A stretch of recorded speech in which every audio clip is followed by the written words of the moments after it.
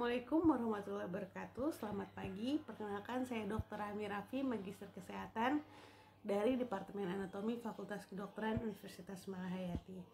Hari ini saya akan menyampaikan mata kuliah mengenai anatomi sistem orogenital, yang mana capaian pembelajaran yang ingin dicapai adalah mengimplementasikan landasan ilmiah kedokteran, kesehatan, dan juga untuk menyelesaikan masalah kesehatan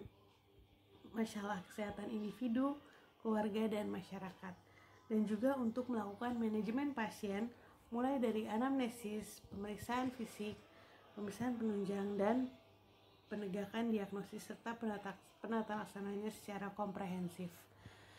Juga capaian pembelajaran mata kuliah ini adalah menjelaskan ilmu dasar khususnya anatomi di sistem urogenital. Juga untuk menjelaskan topografi serta vaskularisasi dan letak daripada sistem urogenital, anatominya mulai dari ginjal, ureter, vesika urinaria, serta uretra, dan juga hubungannya dengan organ-organ di sekitarnya, sehingga diharapkan mahasiswa dapat memahami kelainan-kelainan yang menyerupai dengan keluhan yang ada di sistem urogenital, ataupun juga untuk melakukan penapisan diagnosis diferensial dalam penegakan diagnosis penyakit di sistem urogenital. Baik, kita dapat simak langsung video pembelajaran dari saya untuk anatomi sistem urogenital. Terima kasih. Assalamualaikum warahmatullahi wabarakatuh.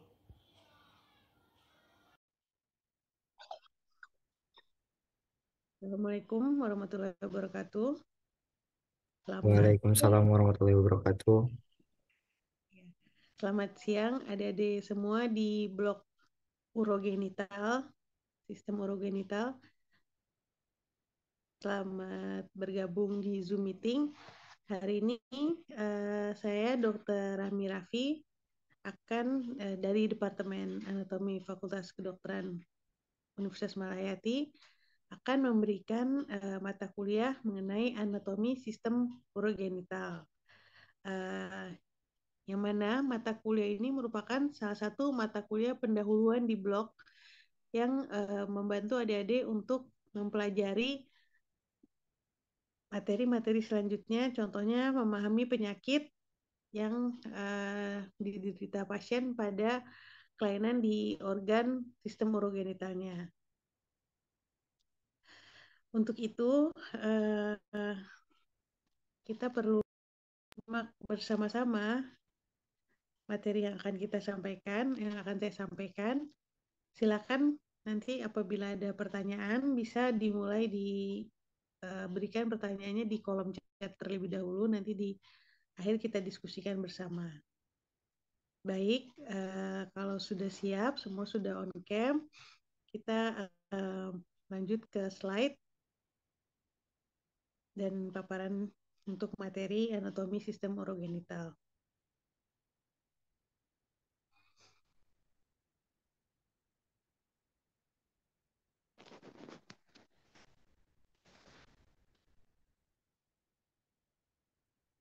Ya, anatomi sistem urogenital yang akan difokuskan yaitu di sini lebih ke traktus urinarius atau saluran urin daripada maskulina. Next. Nah, sistem urinaria ini dimulai awalnya dari organ ginjal atau kita kenal dengan REN. Sistem urinaria juga nanti akan kita bahas dengan sistem genital. Pada REN atau ginjal ini letaknya retroperitoneal.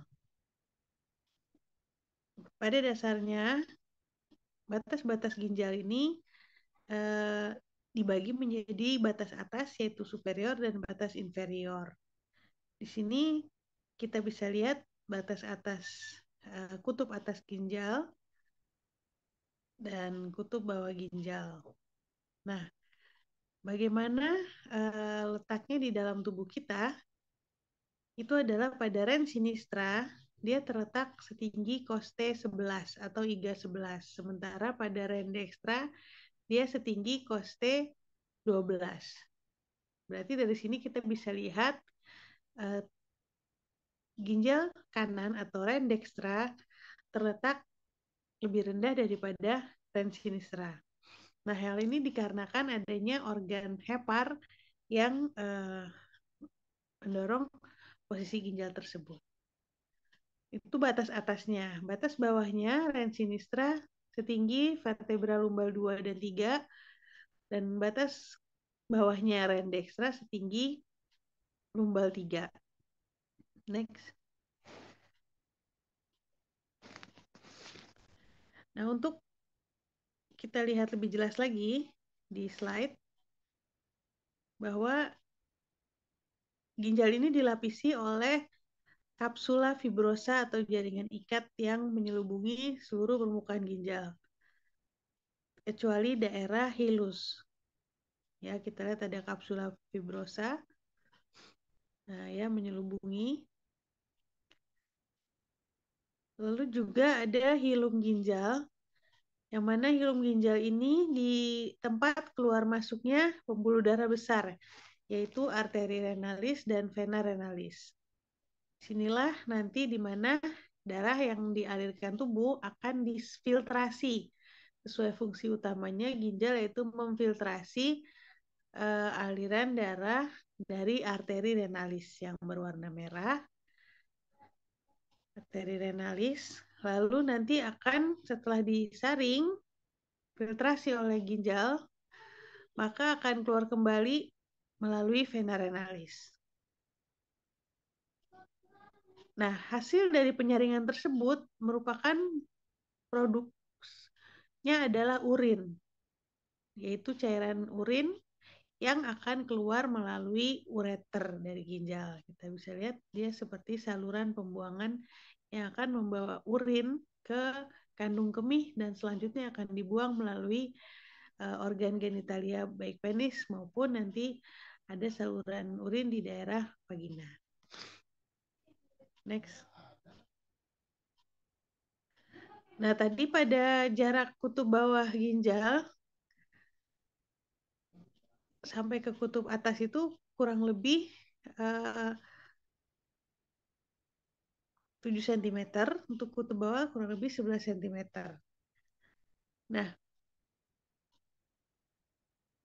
permukaan ginjal itu ditutup oleh dengan kita kenal dengan istilah fasies anterior dan fasies posterior di bagian belakang. Dan juga nanti dia akan ada bagian superior dan inferior, pinggir bawah yang cembung ke arah lateral belakang, dan pinggir medial cekung ke arah medial depan. Next.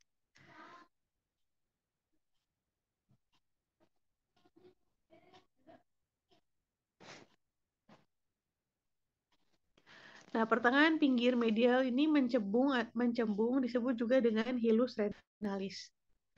Pada hilus renalis tadi kita sudah lihat ada vena, arteri, dan ureter. Urutannya dari depan yaitu ada vena renalis, belakang ada ureter, dan diantaranya ada arteri renalis. Nah, hilus renalis ini ada namanya daerah yang tidak ditempati oleh organ-organ tersebut yang kita kenal dengan sinus renalis. Next. Nah, letak ren terhadap organ sekitarnya, tadi kita tahu ada permukaan dari depan ginjal ya. Dia berdekatan dengan organ duodenum untuk bagian medial yang mendekat ke arah sumbu tubuh, dan bagian lateral kita lihat untuk ginjal kanan tadi sudah disebutkan di awal dia berdekatan dengan hepar. Sementara untuk kutub atasnya ada organ kelenjar suprarenal, juga ada kolon dan juga fascia colica kolon dari bagian kanan. Nah, ginjal ini tidak ditutupi oleh peritonium, sementara hepar dia masih ditutupi oleh peritonium atau selaput yang menutupi saluran cerna.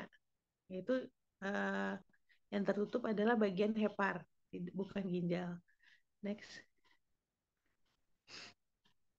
Nah, untuk ren sinistra dia bagian atas berdekatan dengan atau ginjal kiri berdekatan dengan lambung, juga pankreas dan yeyunum, usus halus, dan bagian lateralnya berdekatan dengan permukaannya atau fasiesnya dengan limpa. Nah, di bagian kiri ini yang tertutup peritoneum seperti tadi disampaikan hanya organ-organ saluran cerna, yaitu gaster, lambung, usus halus, dan limpa. Sementara ginjal kiri tidak ditutupi oleh peritoneum atau tadi di awal kita kenal dengan istilah retroperitoneum. Next. Next. Nah, kalau ginjal dekstra atau ginjal kanan, bagian tadi bagian depan, kalau bagian belakangnya dia berdekatan dengan otot-otot dan juga koste ya atau iga bagian belakang, koste 12, juga otot diafragma, otot psoas, quadratus lumborum, transversus abdominis, nervus saraf-saraf thoracalis, iliohypogastricus, dan ilioinguinalis, dan vasa subcostalis. Next. Nah, untuk ginjal kiri, fascia super posterior bagian belakangnya ini sama, tapi dia lebih tinggi letaknya daripada yang kanan. Kalau tadi yang kanan di 12, yang kiri di 11 batas iganya. Pembungkus ginjal tadi di awal ada namanya kapsula fibrosa. Jadi juga ada kapsula adiposa. Jadi memang dibungkus oleh dua lapisan ya, karena Allah Subhanahu wa Ta'ala, Tuhan Yang Maha Esa, membuat organ ini vital, cukup penting ya, sehingga tahan terhadap benturan ya, dan sehingga dibungkus oleh dua, baik jaringan ikat maupun jaringan lemak yang membungkus ginjal. Nah, perdarahan dari ginjal ini, arteri renalis yang tadi warna merah pembuluh darah besar ini bercabang menjadi arteri renalis anterior dan posterior di dalam ginjalnya. Nah, kapankah arteri renalis masuk ke dalam organ ginjal, yaitu setinggi lumbal 1 dan lumbal 2 antara itu ya. Next.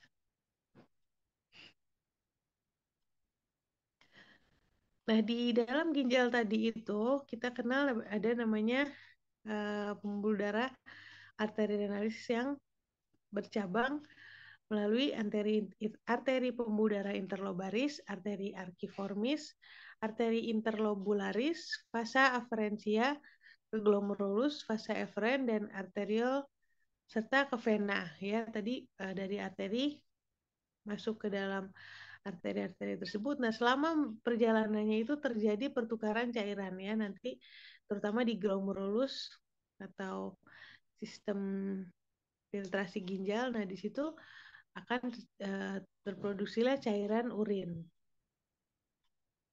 Nah, nanti cairan urin itu akan berlanjut, kita lihat di bawah ada ductus, satu saluran papilare, papilla renalis, calyx minor, calyx mayor, pelvis renalis, dan akhirnya ke ureter, baru kemudian ke kandung kemih. Next. Nah, itu tadi adalah ginjal ya, yang normalnya. Nah, bagaimana kita mau tahu kelainan-kelainan pada ginjal kalau yang normal tadi belum kita adik-adik kuasai. Jadi nanti silakan dilihat lagi di atlas ya, atlas anatomi Sobota ya, silakan. Nanti adik-adik bisa lihat normalnya seperti apa. Nah, untuk itu kita ketahui bersama kelainan-kelainannya. Kelainan pada ginjal ada yang namanya di sini dikenal dengan ginjal yang hipoplasia atau terhambat perkembangannya, atau aplasia, cacat ketika berkembang, atau agenesis, tidak terbentuk ginjalnya ya, atau pembentukan ginjalnya ada dua. Bisa juga terjadi letak ginjal yang lebih bawah ya. Kalau tadi di lumbal, ini bisa letaknya lebih bawah karena apa? Alat fiksasinya longgar, namanya nefroptosis atau juga distopia renis. Nah, distopia ini aliran aortanya letaknya lebih rendah daripada percabangan arteri renalis. Kalau tadi kita lihat arteri renalis di lumbal 1-2, nah ini pada distopia percabangannya lebih rendah ya. Atau bisa juga terbentuk kista sejak lahir ya. Walaupun kista ini penyakit setelah dewasa, bisa juga muncul pada saat dari lahir. namanya kista kongenital, Ren polikistika kongenital. Next. Nah, ini ya ginjal yang mohon maaf, slide sebelumnya. Nah, ini di ginjal ini tadi ya ada jelas ada di setinggi koste 11 ya. Setinggi koste 11. Bisa dilihat di gambar ada koste 11 dan koste 12. Nah, disitulah letak ginjal kita. Ya. Yang kiri lebih tinggi daripada yang kanan.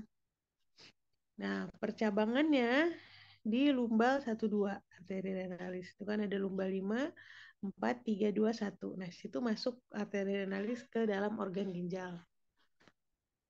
Baru nanti dari ginjal akan keluar organ namanya ureter. Nah, kita akan bahas ke organ ureter. Ureter atau panjangnya ini 25 sampai 30 cm ya. Di dalam tubuh, tentunya di daerah abdomen. Daerah abdomen awalnya, lalu nanti masuk ke daerah pelvis. Jadi di bagian atas pars abdominalis dan pars pelvina.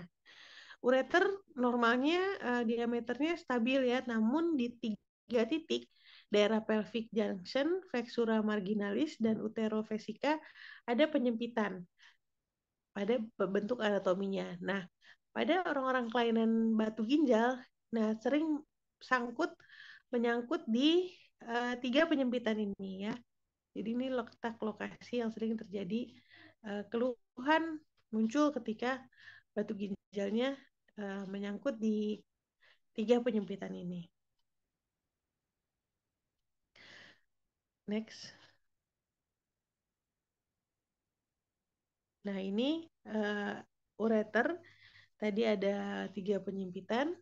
Itu ada 2 bagian dulu, ada daerah pars abdominalis ya, setinggi dari mulai ginjal sampai dengan keluarnya sampai dengan iliaka. Nah, sudah masuk ke pelvis. Nah, itu daerah pars pelvina.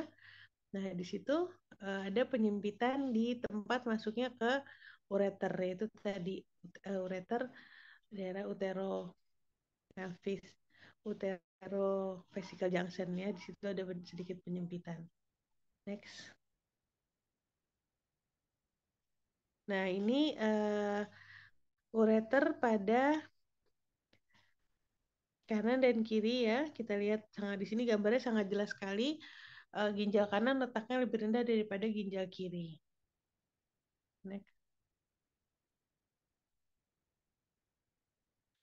Nah, ini nanti pada histologi adik-adik bisa lihat atau pelajaran fisiologi ada piala-piala di dalam ginjal. Nah, disinilah tempat arteri tadi uh, bertukar aliran darah di glomerulus dan lanjut ke ductus yang mana ductus papillare, ductus Bellini nanti akan berakhir ke piala ginjal atau pelvis ginjal di nomor 8.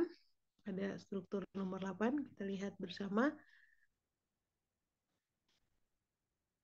Lalu nanti ke struktur nomor 9, yaitu ureternya itu sendiri. Jadi itu aliran dari hasil produksi dari filtrasi ginjal, yaitu berupa urin yang akan dialirkan ke pelvis renalis, lalu lanjut ke ureter di nomor 8 dan nomor 9. Yaitu pelvis, nah itu ke 9. Next. Nah, setelah dari ureter, sampailah ke urin ke dalam organ vesika urinaria atau kandung kemih. Kandung kemih ini akan dibagi 3 bagian. Ada vertex, ada fundus, ada corpus. Vertex ini meruncing ke arah muka. Makanya normalnya seseorang ketika ingin buang air kecil, daerah pusarnya ditekan atau umbilikusnya ini akan terangsang untuk buang air kecil karena ada namanya jaringan ikat atau ligamentum yang menyambungkan antara pusat atau umbilikus ya, pusar-pusar dengan kandung kemih. Nah, ini daerahnya namanya vertex ya, berhubungan dengan ligamentum vesico-umbilicale. Nah, ini bagian dari kandung kemih yang berhubungan dengan pusar. Nah, bagian kandung kemih yang mengarah ke belakang dan bawah namanya fundus. ya, ini daerah belakang. Kalau tadi depan vertex, nah bagian dari antara vertex dan fundus namanya corpus vesica urinaria. Vesica urinaria ini uh, menampung air urin ya yang akan dihasilkan, tentunya harus dikuatkan oleh ligamentum atau jaringan ikat yang menahan supaya vesica urinaria tetap pada posisinya. Next. Nah, fundus tadi adalah bagian yang mengarah ke belakang ya, tentunya dekat dengan kandung kemih ada rektum, lanjutan daripada kolon. Nah, ini dipisahkan oleh namanya daerah rectovesicaler ya. Jadi di anatomi ada cukup mudah ya, kalau ada dua tinggal digabungkan antara rektum dan vesika urinaria menjadi rectovesicaler. Isinya apa saja di daerah organ tersebut dilewati oleh pada laki-laki ada ductus deferens atau saluran semen dan juga prostat. Next.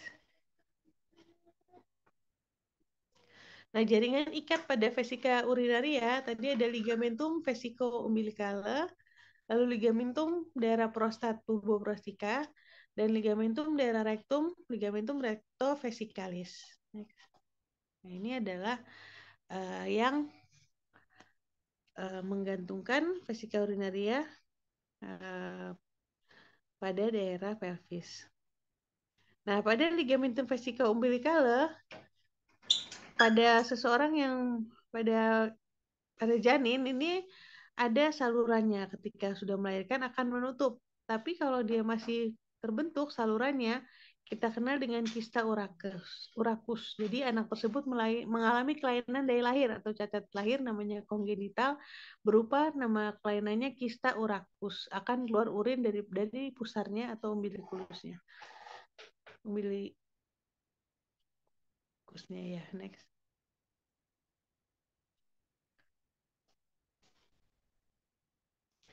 Nah, juga ada bentuk-bentuk lipatan di daerah vesika urinaria, ada 4 jenis lipatan ya. Daerah medial, lateral, transversal, dan rektovesikal. Next. Ya, next. Nah, ini kita bisa lihat tampak depan frontal view, tampak samping sagittal view daripada kandung kemih. Tadi ada daerah vertex, corpus, dan vertex, corpus, dan fundus daripada vesika urinaria. Nah, ini ada lipatannya. Nah, nanti di kanan kiri daripada itu ada namanya organ prostat di nomor 8 ya pada laki-laki. Sehingga pada pembesaran prostat tersebut akan menekan ureter, saluran kencing. Makanya oleh karena itu pada keluhan kelainan prostat tentunya akan mengalami gangguan perkemihan atau gangguan buang air kecil karena tertekannya saluran urin oleh prostat yang membesar. Nah, ini tampak jelas ya bahwa saluran uretra, kalau tadi ureter yang menuju vesika urinaria, dari uretra yang keluar dari vesika urinaria. Jadi nomor 8 adalah prostatnya, nomor 4 adalah uretranya ya. Nah, yang di paling bawah itu gambar tentang ligamentum nomor 14 yang harusnya menutup ya antara umbilikus pusar di nomor 15 itu, dan antara vesika urinaria itu ada ligamentum nomor 14. Nah, kalau itu masih terbuka salurannya sehingga urin bisa keluar melalui umbilikus atau kita kenal tadi dengan kista urakus. Next. Nah, lanjut dari vesika urinaria, adik-adik sekarang sudah sampai uretra ya. Uh, jadi bagaimana perjalanannya dari ginjal, ureter, vesika urinaria sehingga ke uretra. Pada laki-laki panjangnya kurang lebih 20 cm ya. Nah, uretra ini tadi kalau yang di daerah prostat namanya pars prostatica, kalau daerah pars membranacea dan pars cavernosa yang sudah dekat dengan penis. Next. Nah, ini kita lihat perjalanannya. Pars prostatica panjangnya 3 cm ya. Pars membranacea dia bagian dari otot pars dekat dengan corpus spongiosum di daerah penis kalau untuk cavernosanya ya. Kalau yang membran SCA ini daerah membran, jadi sekitarnya ada otot ya, lembaran otot sphincter uretra. Nah, inilah yang menahan kita ketika buang air kecil ya, dibantu oleh persarafannya juga. Lalu ada uretra yang melebar salurannya di daerah penis, di daerah glans, namanya fossa navicularis ya. Jadi dia uretra, saluran uretra normalnya, namun dia tiba-tiba melebar di glans penis, namanya fossa navicularis. Next. Nah, kalau pada wanita uretranya 3,8 cm kurang lebih ya, sampai ke vestibulum di mana dia bermuara 2,5 cm di bawah organ klitoris daripada wanita. Next. Nah, alhamdulillah kita sampai di slide terakhir dan kita sudah sama-sama membahas dari mulai ginjal, ureter, lalu vesika urinary atau kandung kemih sampai ke uretra.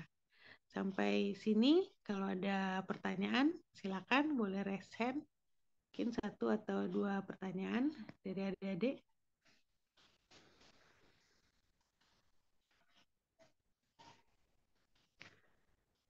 Baik, nampaknya sudah cukup jelas ya. Saya akhiri slide dari saya. Sekali lagi, mohon maaf kurang lebihnya. Semoga dapat mengantar minat adik-adik untuk membaca slide lebih lanjut maupun atlas dan buku referensi kita anatomi berorientasi klinis, yaitu untuk pegangan sebagai klinisi, dokter umum, dan nanti untuk ke jenjang spesialis dan selanjutnya. Baik, terima kasih. Saya akhiri. Mohon maaf kurang lebihnya. Assalamualaikum warahmatullahi wabarakatuh.